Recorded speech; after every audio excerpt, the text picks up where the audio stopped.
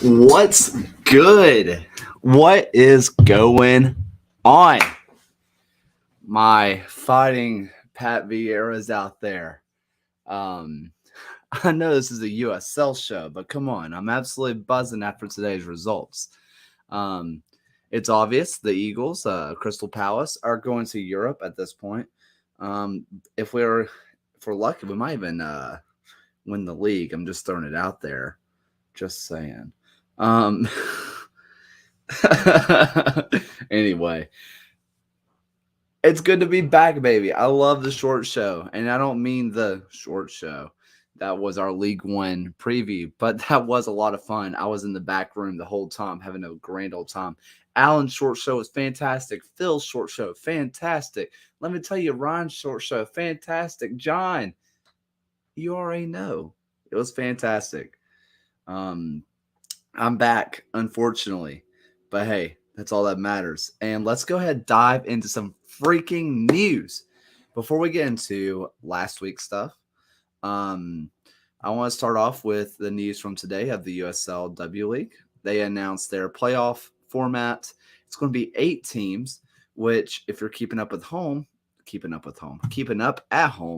seems a little bit bizarre because there are only 7 divisions. So basically, you have to win your division. And for you to make it to because I have 8 teams, there's only 7 divisions. There's going to be a wild card team. And it's going to be the best record from either the Great Lakes or the Metropolitan Division. So it's going to be one of the 2 teams from there. The way they're deciding one of those is because those are the 2 teams with the most teams, or the 2 divisions with the most teams competing. So there's that news. W League is getting here hot and heavy. So, hey, if you're watching this and you are interested in covering the W League, and maybe you'd want to be on the USL show, be on this network, DM us. DM us ASAP. Be a ton of fun. I want to get to some other news. We do have to talk about some of the magic of the cup, but there is some down news, I guess.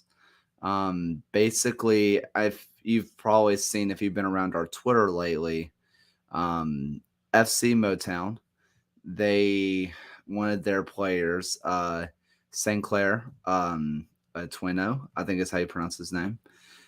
He was just in a really bad car accident. Last update was that he's in critical condition. That was about 4 or 5 days ago. And there is a GoFundMe for his family.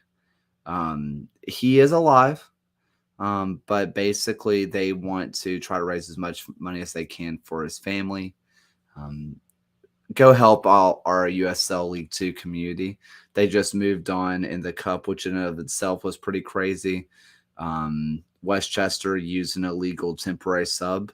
And now there was a replay, which Motown ended up winning. So hopefully the St. Clair family gets as much needed uplift. They're looking to get about $25,000. So go check that out. If you can't donate, at least go give the original tweet a shout out or a retweet.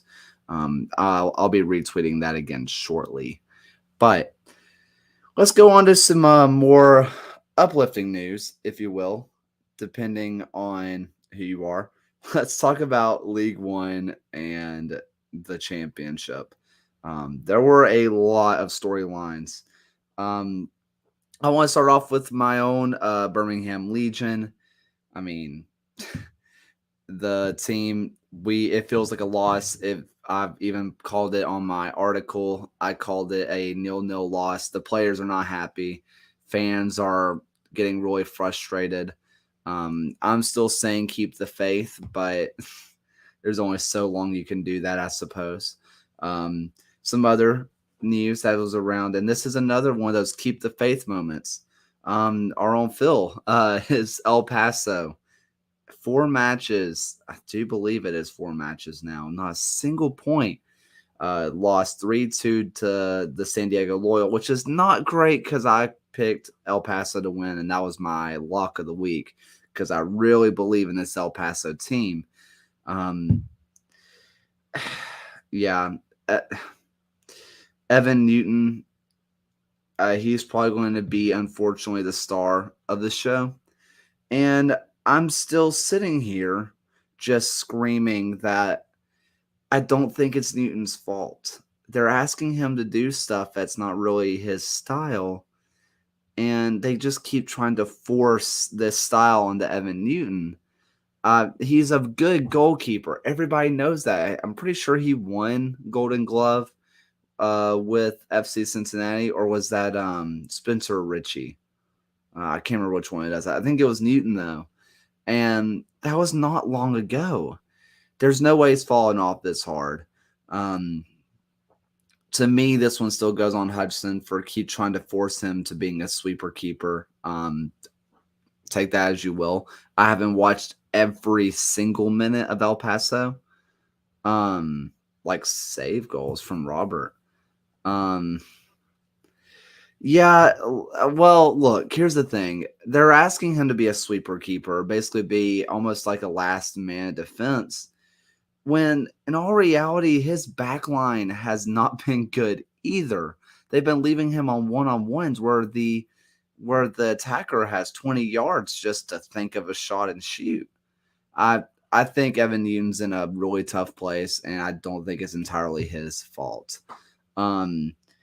But you do have to wonder what happens with El Paso. I mean, 0 from 4. I mean, that's tough. And it's not like they've had the hardest schedule in the world. I mean, Sacramento, that's tough. I know John rates them highly. New Mexico's tough. Vegas, I mean, come on. Vegas are better than I thought they would be. Vegas looks a lot better than we all thought they would be, but that doesn't mean they're a good team. You know what I mean? Yeah, Vincent, I hope I pronounced that name right. You're right. He did look uncomfortable that entire game. But after the start he's had, wouldn't you feel a little uncomfortable? I don't know. I feel like his start has just been so rough. And I can't think of the last time an American crowd booed their own goalkeeper. Can somebody give me a number or a date on that? Because it's been a long time. We hear other teams boo keepers, and I've even heard outfield players, but I can't think of the last time an American crowd has booed their own goalkeeper. And Evan Newton's been on the receiving end, and it wasn't his fault, if I'm being honest. That sounded gross. Sorry. This is my Brasstown Bald mug. If you're, oh wait, I don't do the podcast version of these, so it doesn't matter. Brasstown Bald, nice place. If you're ever in North Georgia, check it out. Going on to some other news. The real question is, how am I in the lead for USL predictions after last week? I don't know. I just got a really good lead ahead of time, but what can I say? I'm just really good at it. No, I'm not. Everybody else just, I think we're going to make a little bit of a tweak because basically we're also predicting draws, and I think I would rather move to a system that allows for draws to be a shared of a point, like a half a point.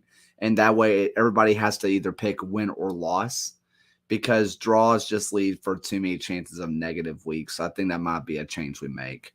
Let's talk some other news. Why don't we? Area Code picked up points away from home against Detroit City.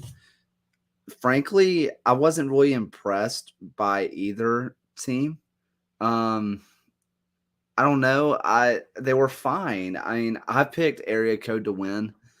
I thought 901 is the better team, but I don't know.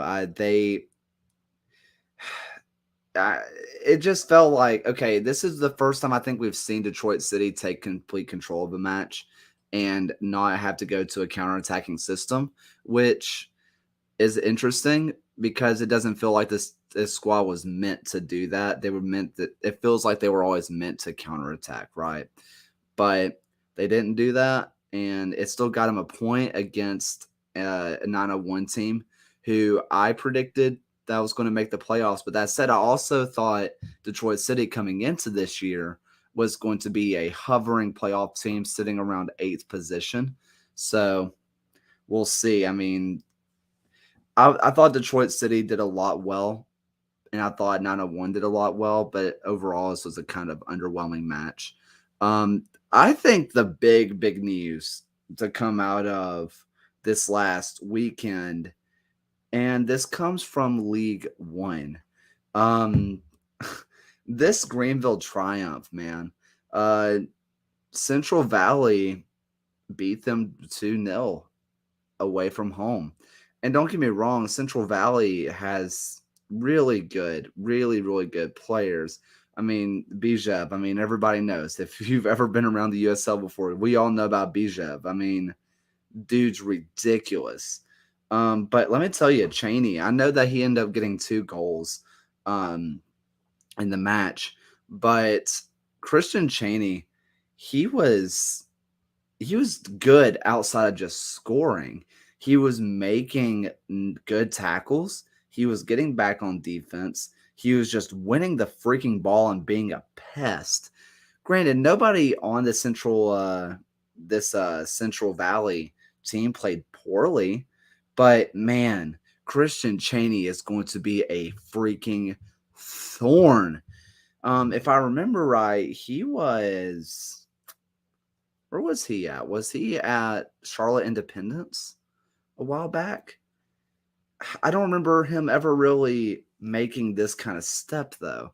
He was ridiculous. Christian Cheney, hats off to you, sir. What a match. I just threw my phone across the room, so that was pretty cool. Time to go off the cuff and try to remember everything.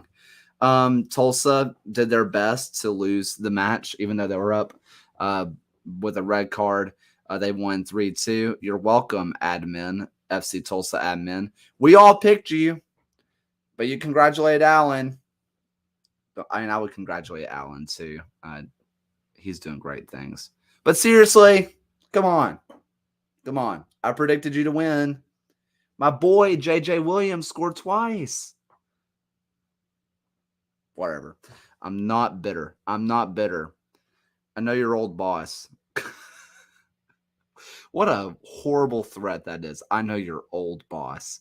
Like that matters. Like they don't have any jurisdiction here anymore. How do you, by the way, I just want to know, how do y'all take your coffee? I love a good black coffee. Um, Alan is last in picks. Is he? I thought Phil was still stumbling towards the bottom. But we'll see. I haven't seen the updated. I did, but I don't remember. San Antonio. It felt like it was inevitable that Phoenix was going to get it right eventually, and it did feel like San Antonio was the team that they would do it against. San Antonio was a good squad, getting points against, Detroit City, who's proving to be better than a lot of people thought. Los Dos, but Los Dos kind of gives everybody a little bit of trouble. Rio Grande, the fact that they came away from Rio Grande actually made me a lot more confident in them. Not because I really think Rio Grande's that great. That place is just a nightmare. And then this match against Phoenix, I just don't really understand what happened here. I know that they did I just don't know. I wish I understood what happened. It's not like their backline played poorly. And I was watching that match and I was just confused. I'm sorry, I have to do it, Robert. And if you are not really watching, if you're just listening, Caleb says if you had to put cream in your coffee, it's not worth drinking. I'm willing to agree with that. Don't get me wrong, I love a good latte every now and then, but a good black coffee just warms the soul. But no, I don't think that San Antonio's back line played bad. So when you see that they lost 2-0, you immediately want to blame the back line or the keeper. But I thought Jordan Farr played well. I thought the back line played well. At what point are you looking at this striking front, this offensive front for San Antonio, and you say it's not good enough? And I know that Robert just said himself, like Mane, Patino, and Dylan's out. Um, I get that. I do get that. But it's not like San Antonio was lighting it up before. And I know Mane's been out all year long, but it's not like they went from scoring 3 goals a match and then they went to scoring none. They were scoring 1, 2 goals a match, and the 2 goals came from 2 of the worst defenses, at least in my opinion, in the USL. Not the worst, but two of the worst. I don't know what to take away from that. And I know I'm throwing all sorts of stones at brick house or at glass houses, also brick houses, I guess, with being a Legion fan right now. But where I mean, San Antonio fans, let me know. Like, is it just injuries or is it a lack of finishing? What was the issue? Because I watched the match and it just felt like they were a worse team. It wasn't even just the fact of like they were scuffing their chances, they were fluffing their lines. It just felt like they were the worst team. And I know Phoenix is good, but their defense is not that good. Well, their defense is pretty good this year. I'm thinking traditionally. Um, you know what? No. Phoenix is good. Whatever. I'm gonna start saying everything so that way I'm not wrong because I can flip at something and be like, see, I said that I was right. Um anyway. You take cream in your I do not take cream in my coffee. I do, like I said, I do like a good latte from time to time, but you can't really see cause without me pouring it out, but this is black coffee. Um let me tell you. Green Mountain Dark Roast. I think it's like Dark Magic. It's good stuff. Anyway, let's go on to some other matches. Monterey Bay, um, they lose again. Another big shocking one. Look, Oakland Roots, frankly, manhandled the Rowdies. I don't know how else to say it. They just absolutely manhandled the Rowdies.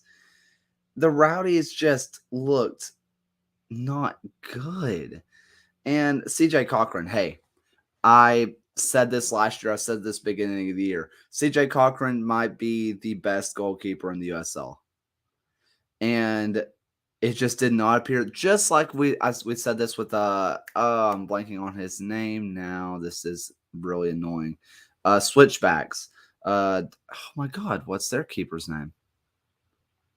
Oh my gosh, this is embarrassing. What is their switch? Someone help, please. Please. Uh Caldwell. Jeff Caldwell. Came back to me. Um, those are 2 of the best keepers in the league, and I will beat that drum forever. CJ Caldwell. Wow. CJ Cochran might be one of the best goalkeepers in the league. And he showed it because frankly, they had Tampa Bay had no right winning, or not even winning, but drawing that match. I mean, it's kind of a win that, Tampa Bay walked away with points. I do want to go ahead and talk a lot more about League One, though, because we said we were going to talk about that, and I'm really excited to talk about it. And I talked about Greenville, and I was a bit shocked by those results. Let me tell you, Richmond, I should have made Richmond my lock it in. I should have done it. I knew I should have done it. I kind of believe in the FC Tucson thing because they were really good last year going to the semis, and they were a really good team. I don't know what happened, and maybe it's just the fact that Richmond is just good. They are really, really good. They didn't really lose anybody. They just gained people. I don't know. I was very, very impressed with what I saw. Um, I said this before, and I'm going to throw it out there. Stephen Payne might be one of the best players in League One. Sneaky, great player. He was holding it down at right back. Granted, I have a little bit of bias towards Stephen Payne. I fully understand this. But he was a guy who was playing the first flight in Portugal like 2 years ago. Stephen Payne is a freak. His dad is ridiculous. His two sisters, let me tell you, Stephen Payne has two sisters. One's playing at West Virginia, the other one's at Sevilla. Both are playing for the Nigerian uh, national team. They're both starting. They're both freaks. They're all so good. So yeah, Richmond was ridiculous. Every single player that seemed to touch the pitch for them was just made of gold. FC Tucson, I know that Moss got a red card in there, but they weren't contending before that. They just weren't. That was a shocker win for me. I thought Richmond was going to win, but I didn't think it was going to be that decisive. The Sad Wolves are still kind of Sad Wolves. This one, okay, I need to preface this. And we talked about this at the beginning of the last full show, but racism has no place anywhere, right? We all know this. Everybody who's watching this, chances are, if you're in this community, you've heard us talk about this enough. Racism has no place anywhere. You know, last year there was an issue with Ford Madison versus Red Wolves, where a Ford Madison player said something very derogatory towards one of the Red Wolves players. Again, those players that were with Ford Madison, they're long gone. Long gone now. I was kind of hoping that the rivalry was still going to be there, though.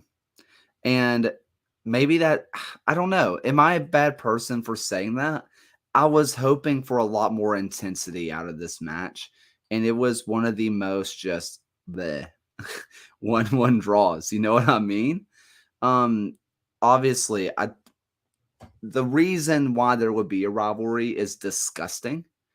And I don't want to celebrate that whatsoever. But I was hoping that there'd be more rivalry there.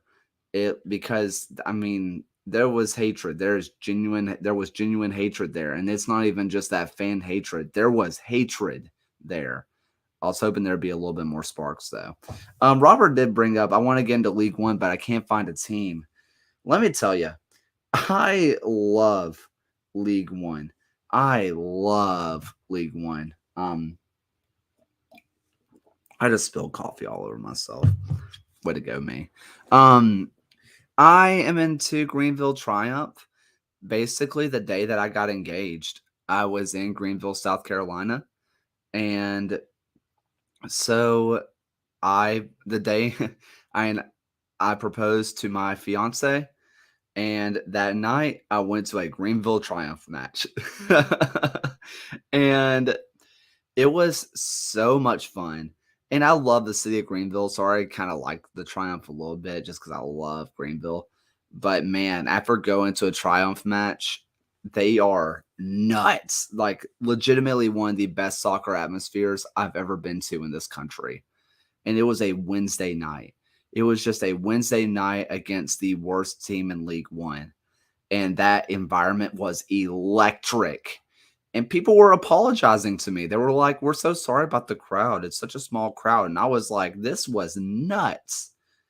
Look, you can pick whatever team you want. I mean, some of these teams, like, I mean, if you like Charlotte Independence, which kind of going back to the ignorant thinking has no place in this sport or country, you know, not necessarily the players, but the ownership. Anyway, Union Omaha, I mean, they're really, really good. I mean, I like that idea. I really liked their front office. They've all been great to me. I like the look. Red Wolves, Chattanooga, it's in a pretty place. I really like Chattanooga. North Carolina, they dropped down 2 years ago. They have some really fun players, and they got all 3 points against Tormenta. If you want a well-run organization, if you're looking to get into League One, let me tell you, Tormenta is about as good as they come. I remember back in 2017, maybe 2016. Um, Basically, it was the PDL days, but before it became USL League Two, and Tormenta versus the Birmingham Hammers. They were playing, and Tormenta probably brought about 500 fans to that away day, because if they beat Birmingham, they were going to clinch the title that night. And they did. It was a 3-1 match. But their fans were ridiculous. Their players were class. Their front office was awesome. Just this year, I think they've sold close to $1 million worth of players. That is a well-run organization. Also, if you're big into the fashion side of soccer, wow. So, I don't know. There's a lot of other players. I mean, Northern Colorado, I've never really been out there, so I really don't have any connection to them. But yeah, that's a lot of Central Valley is really good too. I mean, BJF, good player. And like I said, I mean, friggin' Christian Chaney, God, what a freak! What a freak of nature. Oh man. I want to start wrapping it up really, really soon. Like, Las Vegas beat the Battery. I overrated the Battery hard, it seems. Danny Trejo, um, good player. Shout out to USL Tactics for calling that one out months ago. But um, the Lights are better than we thought, and the Battery are a lot worse than I thought. I don't know what to do about that other than just I overrated the Battery, which really helps Legion out selfishly. But before I wrap it up completely, anybody with any comments or questions? No, there was no cream in this coffee. Besides, I do sometimes do like, what is it called? A cafe au lait. Milk in the coffee. I think that's what it literally means, is like milk and coffee. Um, I love oat milk. Like, I have nothing wrong with drinking normal milk, but God, oat milk is so good. So I'll put that in here sometimes. Ah, I know you're probably wondering, why are you drinking coffee? It is 8:30 at night. I have a paper I have to write. I'm so like irresponsible sometimes.